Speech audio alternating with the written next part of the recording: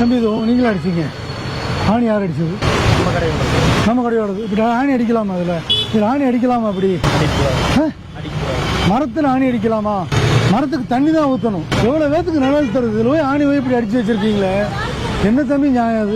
இப்படி ஒவ்வொரு கடைக்காரங்களும் வரிசையாக ஆரஸ்வரம் கூடு அடிச்சு வச்சாங்க, மரம் பட்டு போகாதான்? நிழல் இல்லாமல் உங்க கடை எப்படி இருக்கும்? இந்த ஆணியோடு எடுத்து ரிமூவ் பண்ணிடுங்க. இதை பார்த்துட்டு நம்ம ஆளுங்க வந்து ஒவ்வொரு இடத்துலயும் வைப்பாங்க. நாளைக்கு மரம் பாதிக்கப்படும்ல. மூச்சு விடுறது காத்து தம்பி முக்கியமானது. சின்ன குண்டூசி குத்துறா எப்படி துடிக்கிறோம்? இது உயிர் உள்ளதுதான் தம்பி. ஆமா, அதுக்கு என்ன வேணும்? கட்டு கம்பி மாதிரி இருக்குல்ல, அந்த மாதிரி கூட கட்டிக்கலாம். உங்களுக்கு விளம்பரத்துக்கு அப்படி வேணும்னா எத்தனை ஆணி பாருங்க. ரிமூவ் பண்ணிட்டு அந்த ஆணி எடுத்துருங்க, அதுதான் ரொம்ப முக்கியம். போட்டுட்டு வேப்ப எண்ணெயும் மஞ்சளையும் வச்சு மூடிடுங்க. நல்ல பழக்கத்தை பழகுங்க தம்பி.